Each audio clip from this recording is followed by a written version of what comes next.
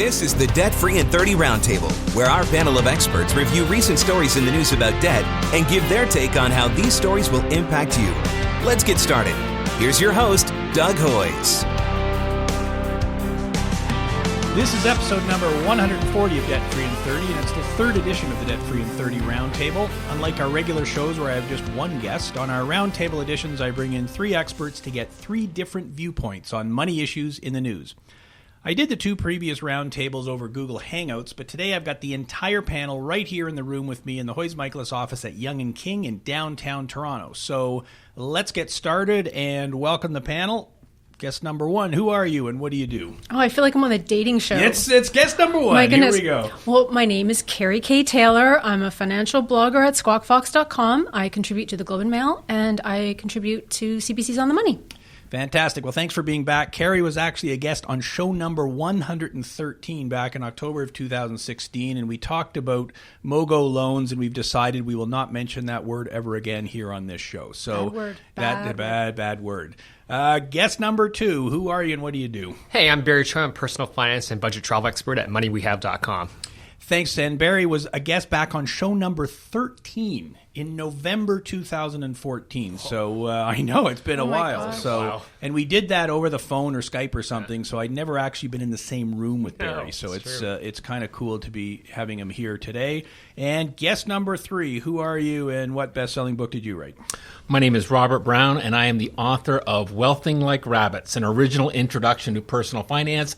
I also do some freelance writing for Money Sense magazine and a couple of other blogs. And he's also a cook, and we're going to talk about that in a second. Robert was a guest on show number 14, so that's very interesting. Right after Barry Choi was on, Robert Brown was on.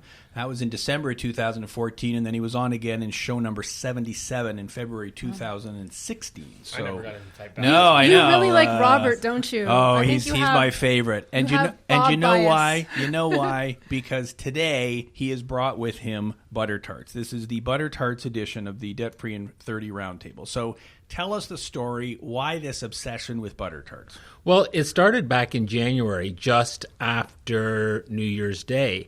And it started on Twitter, and I think it was Gail Basloxade, I'm going to throw Gail under the bus here, was tweeting about budgeting and food columns in your budget. And because my brain works the way it does, I tweeted back to her, I need a column in my budget for Butter Tarts alone because I've got a bit of a Butter Tart problem. And Gail came back to me and said, well, then you'll have to learn to make your own Butter Tarts. And because I'm a smart ass, I said, how hard can it be? And I think it was Carrie jumped on board at that point, and we just started going back and forth about different qualities of Butter Tarts, whether they should have raisins, whether they shouldn't have raisins, flour, lard, and all that sort of thing.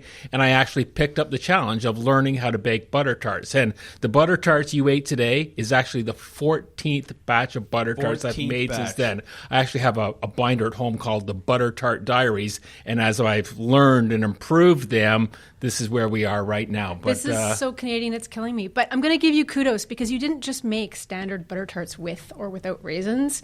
You kicked it up and you made gluten-free pastry for me, which is like, and it was really good. Like I have celiac disease, so I can't eat the standard Canadian Butter Tart. I think everybody in Canada should have free access to Butter Tarts all the time. So I don't know. I think they were delicious and amazing. And we're all pumped on sugar, right? Yes, we're all pumped on sugar. So I'm going to throw out some controversial topics here and see if we can use the sugar to our advantage. So story number one, banks behaving badly.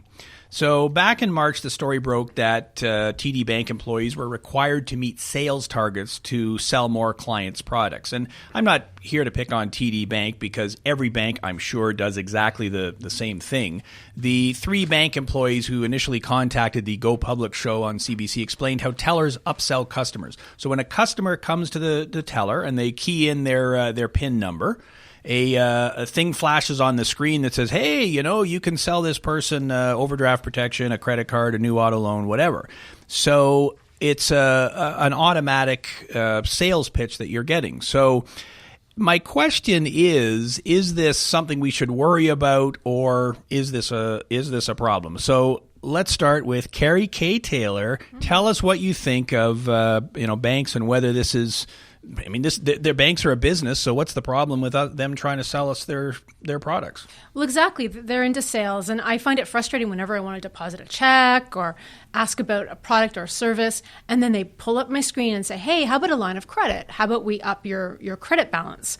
How about we, do you need a mortgage? And it just seems like they're pushing an awful lot of debt products, and given the Canadian savings rates and given how much debt we carry, what are we at, like 1.68 now? Yep. Maybe there's a problem there. Historically, we've looked at the banks as our friends, right? Our parents would take us into the bank they banked at. They would give us advice on what to do with their money, how to invest it. But over time, this has really changed a lot. The banks are pulling in all these major profits. So we need to sit back and say, look, what's happening? Customers need to know that banks are targeted to sell. And the other flip side is people need to look at your banker not as someone who's always going to give you the advice in your best interest. And I think that's the problem with a lot of these titles. They're called financial advisors, or, we look at them as giving us good advice. And I think that's an issue with the title, because we need to look at these people not as, a financial advisor, but maybe as a financial product salesperson, because they're going to do what's in the best interest of their back pocket. They have targets to meet, they have bottom lines to meet, and it's really hard as a consumer to know what product is in your best interest that's going to do well for you and your family. So, Barry, what say you? I mean, banks got to make money.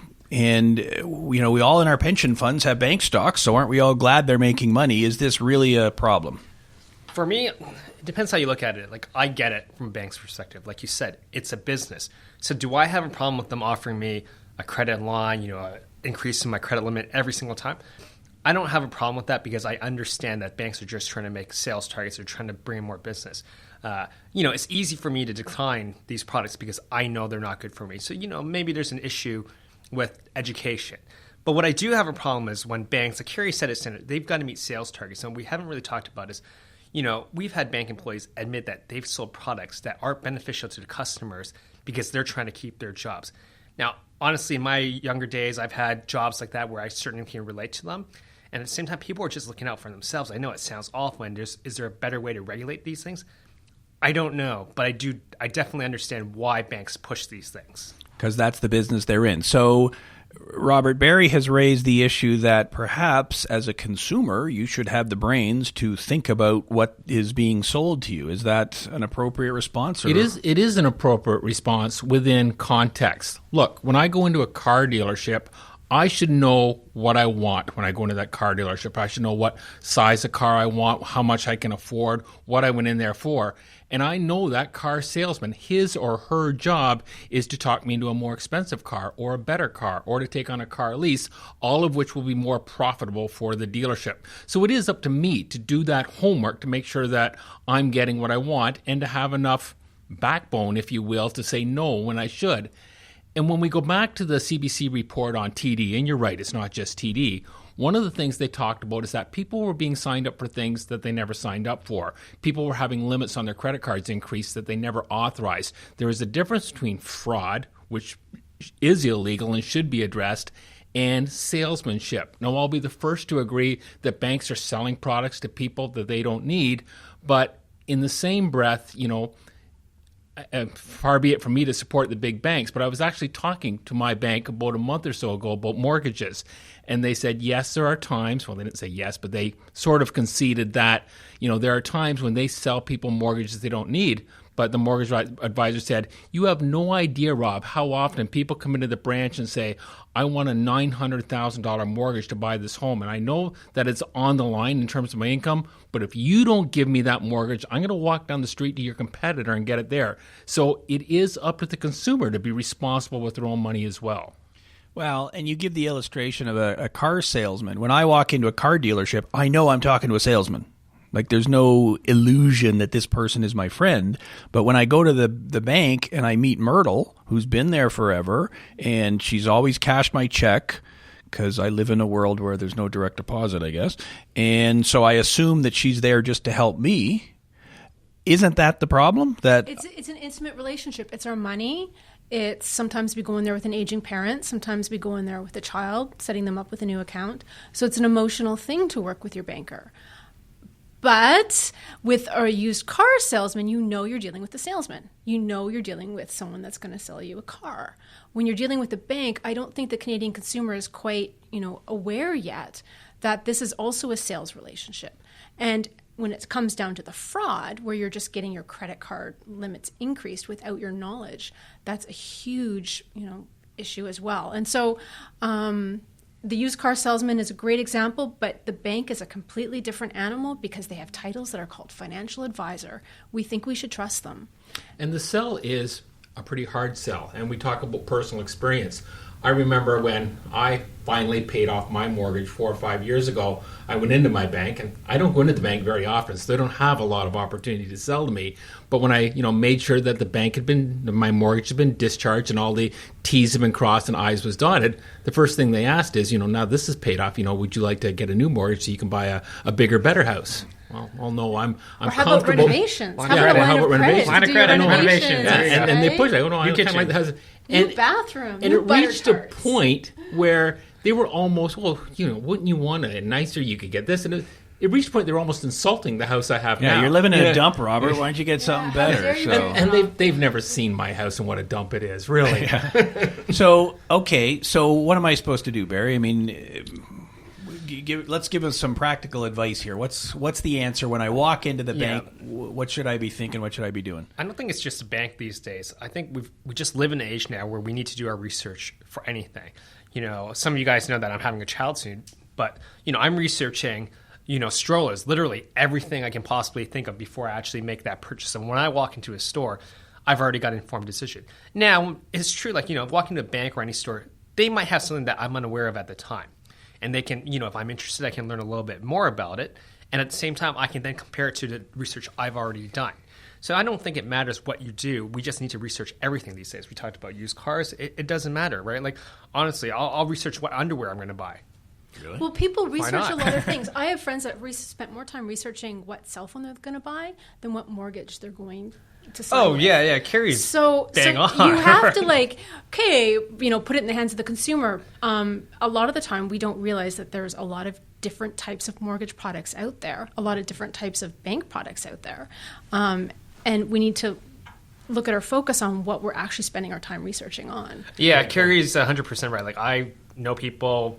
even Robert talks about walked into a bank when I bought my home a year ago, and they're like, "Yeah, you've been." I didn't actually walk into a bank. So it's more clear, figuratively speaking. Did you fly? Did you run? Yeah. You skated. Yeah. You were on your skateboard. But they offered me it was we would have got approved for $1 million, and we wanted no part of that, right? But Carrie's right. It's I had spent the time researching mortgages. I knew what my debt levels were, what I was comfortable with.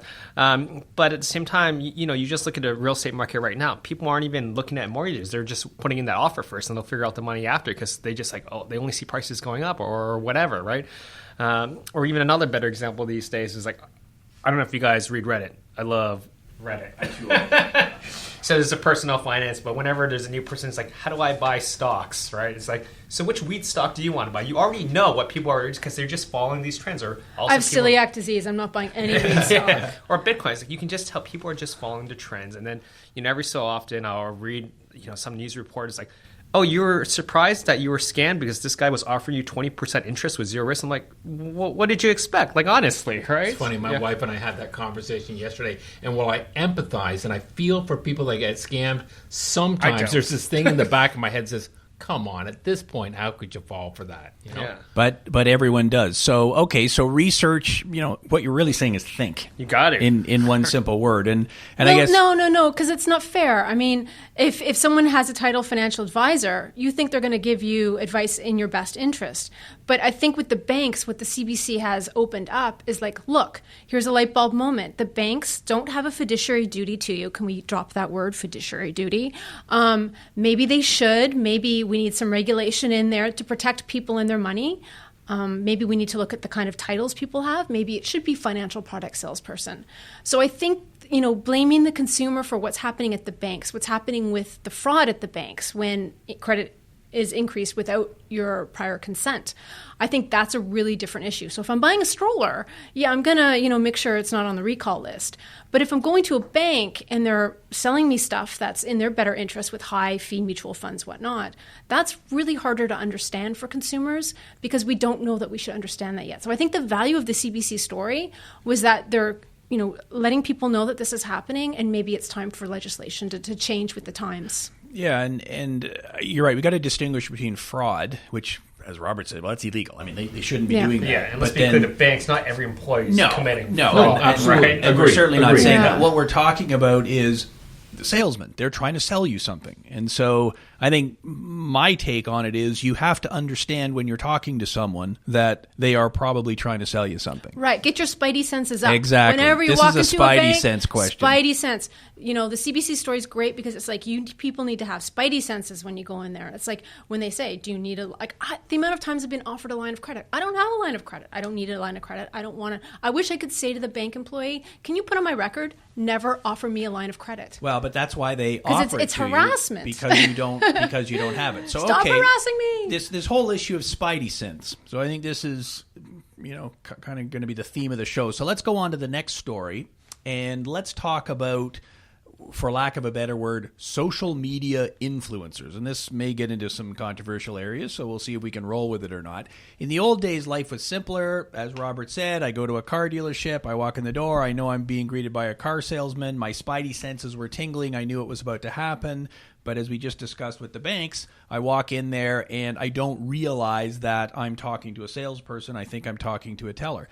But now I think it's even worse because now we get a lot of our information from the internet. I've got a blog. Barry's got a blog. Carrie's got a blog. You got a blog there, Robert? I just write on your blog. That's right. There you go. So, and obviously, Robert has written books. So we are all writers.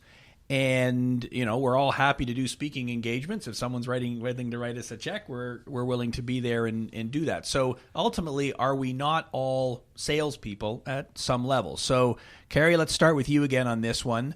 You had recently tweeted out a story from the Globe and Mail about bloggers, and the gist of that story was they're not as trusted as they used to be? Yeah, so the whole idea was it wasn't just bloggers. They lumped a whole group of people in there. So you've got people with Instagram accounts, Twitter accounts, blogs, who are being engaged by different products, brands, services to share information about it. So, for instance, a visual like the Kardashians. So the Kardashians are always on Instagram. They're very popular. They have lipstick. They have lipstick. Oh yeah, they've got not know clothing. that. They've got everything. I did not know that. And now you're seeing the Kardashians having to when they're promoting a lipstick that they're getting paid hundreds and thousands of dollars to put on their Instagram, they have to say it's sponsored or an ad in the States. So we're seeing that happen in Canada as well.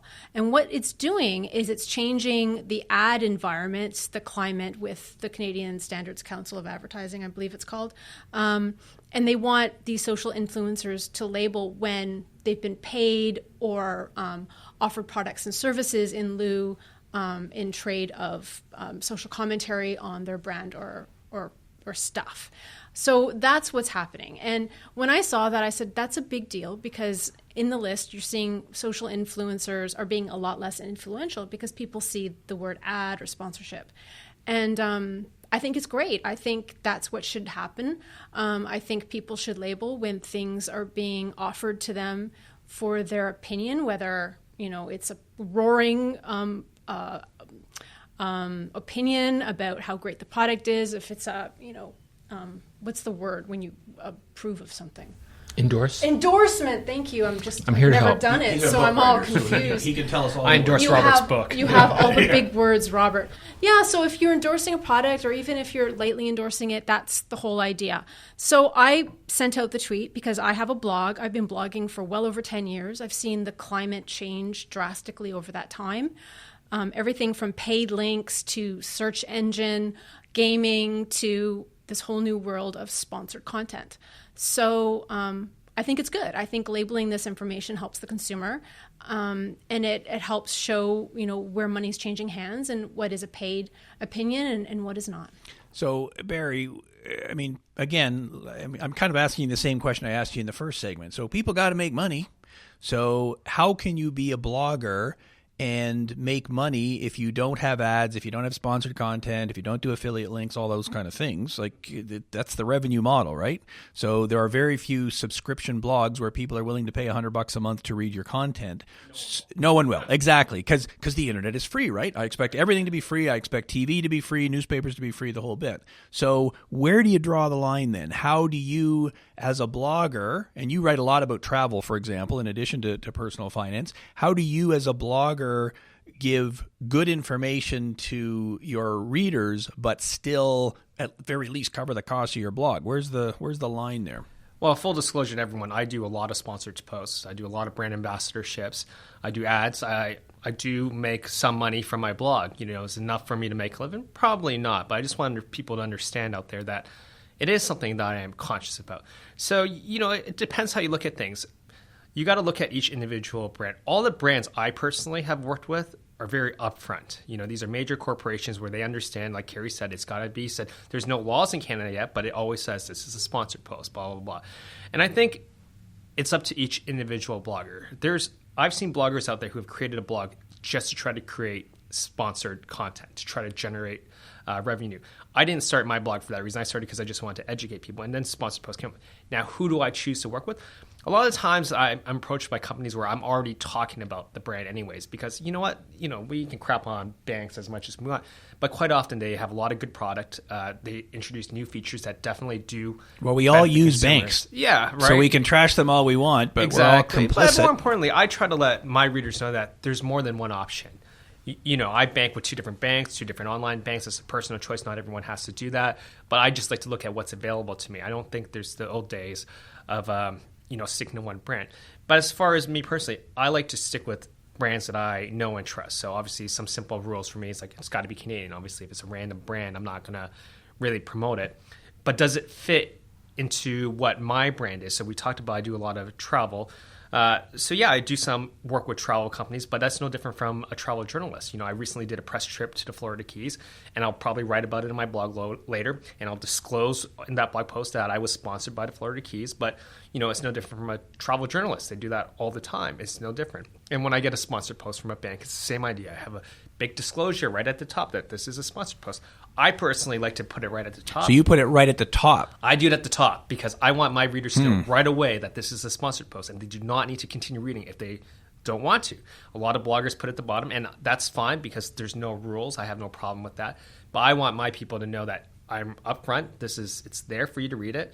And at the same time, I think my readers know that I've established this kind of criteria that they know that I'm not going to write about it unless it's good or I believe in it anyways. So some of your blog posts you're just writing about, whatever caught your fancy that day. That's right. Sometimes I'll read positively about let's just say a new credit card. I know some of you guys are going to hate on this, but I'm big into the credit card. Barry looks right at world, me. Right? And I'm always looking at features. And sometimes I read them in a positive light and sometimes in a negative. And I may or may not be getting paid, but when I am getting paid, I make sure everyone knows it. But I have no problem talking about brands if I think they're doing great things. A good example is, every single year WestJet puts out this great Christmas commercial that everyone talks about for months. But, it's just a good consumer feeling. Or at the same time, we saw what happened with the Pepsi commercials recently. Yeah. Everyone was, that one didn't work so well. A certain airline where a certain passenger was taken off forcibly. You know what I mean? I think didn't work so well there either.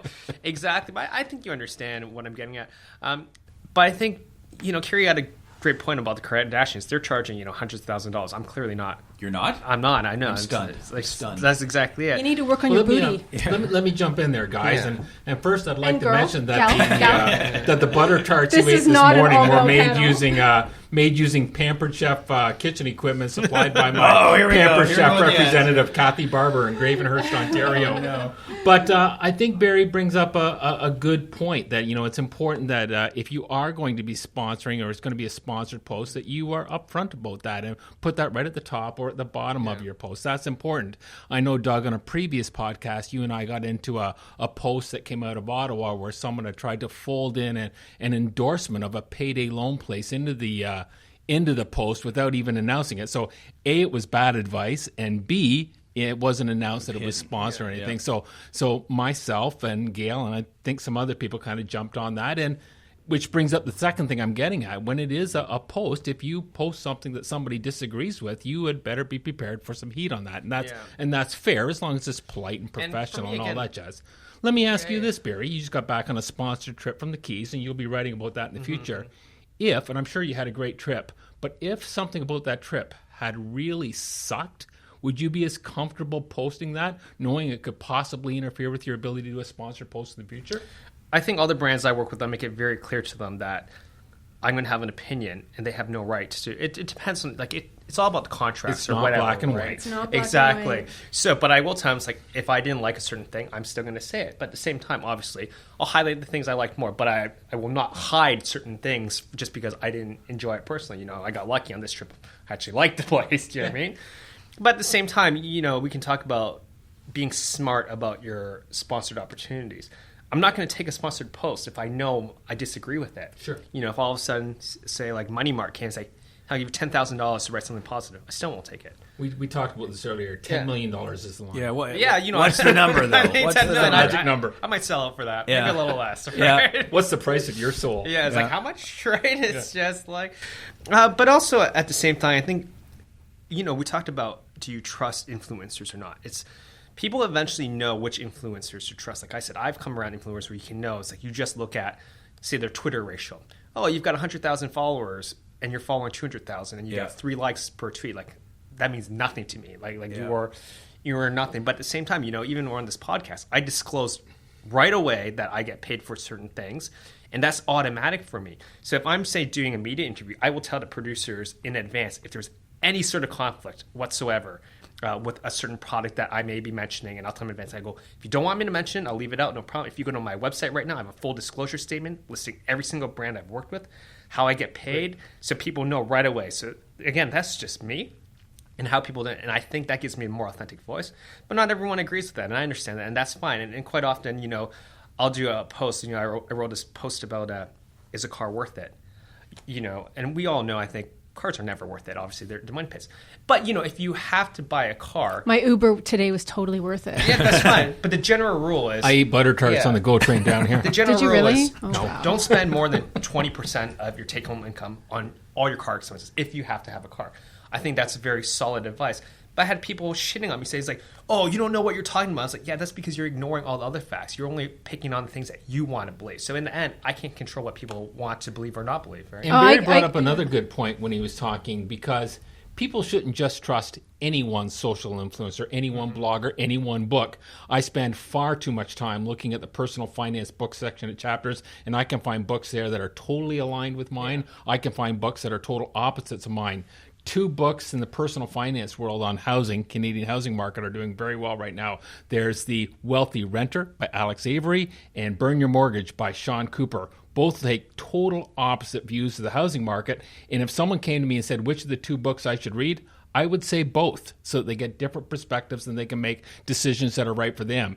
Barry and I are always joking because we see credit card reward programs a little bit differently. I think the conversation's healthy. I think that they should listen to what Barry has to say, listen to what I have to say, and then make the right decision, which is to listen to me. This is more than conversation, right? Like, what if the Globe and Mail, if all of their journalists started getting paid for their opinion? Right? How does that change the credibility of the paper? Yeah, but that's why they don't. Well, they don't, right? So the Canadian public needs to know that blogs are not newspapers, that they're not journalists, that they need to, have that sponsored or paid or ad placed at, I agree with Barry, at the top of the post so that they know what they're getting. For me, I think if you're choosing your business model to go the sponsorship route, you got to know that's going to either expand your business in certain ways or decline it in others. And I think as a small business owner, that's what you have to look at. So for me, I don't take the sponsored content. I see the bloggers that end up taking a lot of the gigs that they have. Those were pitched to me probably a month in advance. So I know the PR people are constantly at me. They're constantly trying to bring me on board to be their talking mouthpiece for something or other. And it's really hard because some of them offer good money. But I always say no, because for me, my route is I want to write for the Globe and Mail. I want to be on the CBC, and I want to have 100% credibility in my voice. So, for instance, if a bank does something and they behave badly. I don't want to fear losing, income from that source because I'm speaking out against them. I want the Canadian public to know that at no point have I, taken cash for a sponsored post, and that it's okay for me to speak out against. I mean, heck, I've worked for the Globe and Mail, and I spoke out against the Globe and Mail recently too. So maybe I have no fear in I have my own any voice. Of my clients. And they all know that. I will However, call them out. If there is someone out there listening to this that would like to offer Carrie $10 million, I would really like to know if Robert and I would sell out for $5. Yeah. So you know what? Robert and I will split Carrie's fee. You know what I mean? Well, so I do have a nice blog, don't I, fellas? Absolutely. It's a great blog. Well, I think the answer to this segment is the same as the answer to the last segment, and that is you got to think.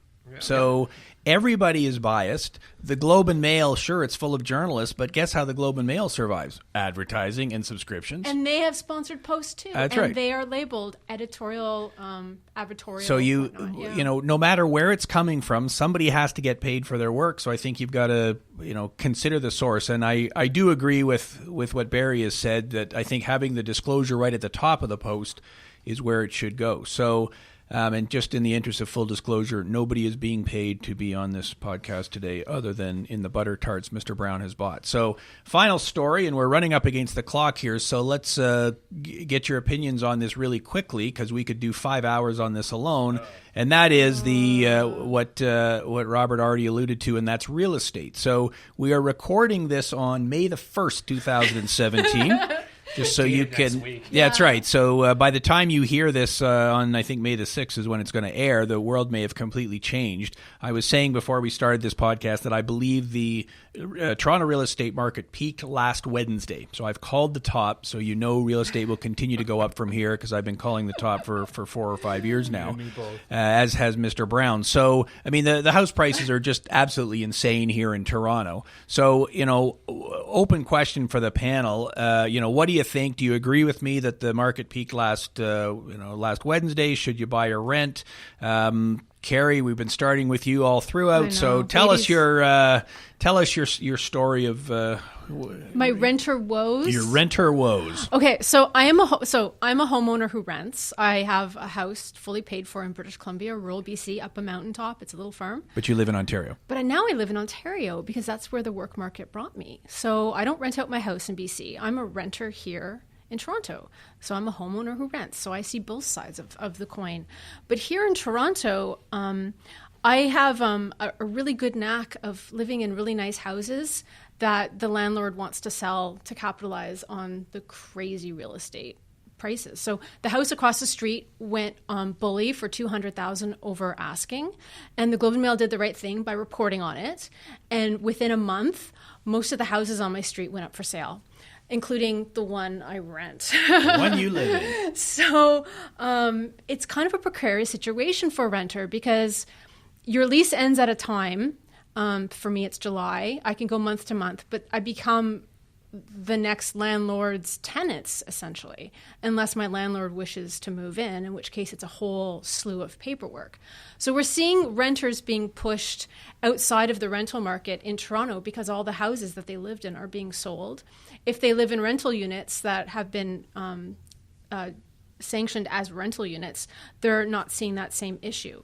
But a lot of sweeping house measures have come in, rental measures, to change the market so that now, I believe it's called the Fair Housing Act. Mm-hmm. So now if you have a rental that was built after 1991, the landlord can no longer double your rent overnight. It's now paced at inflation, so 2 to 2.5%, just like builds that were done in 1991. Houses are different. Landlord can occupy the unit, condos, that kind of deal. So it's really a tough place for a renter because you become homeless. You're in a no-win situation, the real estate market being what it is. So, okay, what's someone to do then, Barry? So you already said earlier in the show that you do own a house that you bought a while ago. And, of course, you've got a kid on the way, so I'm guessing you're not selling and moving into a bachelor apartment tomorrow. What's your general? How much could I get? Exactly. Yeah, there you go. So what's your take on it? Buy or rent? What does one to do in Toronto these days? You know what? I'm kind of like you in the sense where I thought the peak was 5 or 6 years ago, and I sort of obsessed over it for a little while. It's like, prices are going to go down eventually. Interest rates will go up, things will return to normal, and it never happened. And then when my wife and I realized that it really didn't matter about the prices. It came down to affordability. Right. We needed a place to live. Because you weren't buying a house, you were buying a home. That's right. And, a few things changed over the years. Had we bought like 6 or 7 years ago when we originally first started looking, probably could have afforded that townhome. In fact, right now that looks like a deal. But when we were ready to buy last year, it was a lifestyle choice. I know for a fact, I ran the numbers, obviously, that if we remained renters, it would have been cheaper, would have been significantly cheaper. We're in a rent-controlled building. It's pretty comfortable, but we were ready to be homeowners. So we ran our numbers and we decided this is how much we were willing to spend. We had a huge down payment. And at that time, we realized that a house was not possible. So we decided to buy a condo. So my advice is, again, just look at your numbers and figure out what your affordability is. Carrie brings up a good point where, in Toronto, rent is insane. So, at my position, a year ago, it made sense for me to stay as a renter, but we chose to. But if you're a renter now, you may not have that choice as in Carrie's choice. Like, that move's almost being forced onto you. So you just got to look. I could buy a place. Well, that's what I mean, but you're being forced out of your rental unit. Well, technically, I will be evicted eventually. You know what I mean. The best thing about getting evicted is everything. I love every stage of it. I love the options it gives me. I hope there's some good blog posts on this. I think I might with write full something. legal disclosure. Yeah. So in your case, Barry, how long are you going to live in the place you live in now? Well, I just can't afford to move out now. So as long as I possibly can. It'll be a long time then. Yeah, you know what? We're having a child. We've got 2 bedrooms, just fine. And honestly, people used to say, it's like, you can't have a kid in a condo. You can't have 2 kids in a condo, whatever. I know multiple parents now that have 2 kids in their condos, and it's so you're not having twins? As far as I know. As far as you know, yeah. okay. So get his wife on the phone. Let's confirm that. Yeah. So the plan is I'm staying there as long as I can. So this is not a quick flip type thing. This is I never saw it as a quick Never flip. saw it. At least not my wife and I. We talked about it. And we've started to make it a home, if you get what I'm saying. Yeah. It's like we put in the improvements. Like, we know this will be a longer place, but at the same time, we never know what's going to happen. Yeah, and the price only matters when you sell. If you're going to live there for 5 years, well, it doesn't matter what the real estate market does tomorrow because it's our realtor. I love my realtor. He's just a nice guy, but even he joked, it's like you could probably sell your place for 70, 80 grand more in a year, but it's like, but then where are you going to live? Right. Even he says it. Which is a great point that people don't talk about often enough. I live in Ajax, obviously suburb of the GTA. I bought my house almost 20 years ago now for less than $250,000, which was market value at the time. Today, it's worth, and I'm using the quotation marks for those people that are listening to this, well over that in today's marketplace. But so what? I could make well over $500,000 to sell my house tomorrow, but it means nothing because I don't have a place to live and I have to buy into the same marketplace. So I believe, and first of all, Doug, I agree with you, the housing market probably peaked last Wednesday. Excellent. Just as I've agreed with you every time you've said the housing market's peaked for the last 4 years. Yeah. But people can't afford to sell their houses and make all that money because they have to buy into the same marketplace. If we see a crack in the marketplace, I think there's a lot of people waiting to sell their homes that can't do it till the price of houses come down a little bit. And I know that sounds contradictory, but it's a factor. No, it's not. Because if you get out of the market, sell your house, and we've seen you go to sleep at night, the market goes up 13%. All of a sudden, you've got to get back into the market. That's roared ahead. So, boomers are loath to leave their longtime homes because they like their community to live in. They have their friends, their family, and they don't want to be priced out of the market overnight. Contrary to every retirement book that you read out there, people who grew up in Toronto and live in Toronto and have friends and family in Toronto, when they retire, they don't necessarily want to move 4 hours away to a retirement community. They want to stay in the communities that they live in. So again, it restricts supply. And what should a millennial do in this rent versus buy environment? Well, I have 2 millennial daughters who are in the 30s, and I have told them clearly that I think that their best bet right now is to try to find as reasonable a rental unit as possible. And I understand that's easy to say and it's very hard to do, and to wait for the market to come down. First of all, for 2 reasons. They just simply don't have enough income to buy into this market.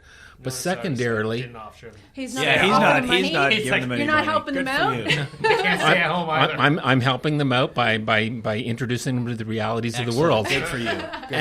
But the other thing that I made so clear to them that if you do choose to rent, try to find something that's reasonable to rent, and for God's sake, save some money while you're renting, so that if the market does dip, you'll be in a position to buy better. But if you're just renting and not saving saving. Well, then you're not getting it. Yeah, it's crazy. You even hear people are like having bidding wars for rentals because they just want that lifestyle too. Yeah.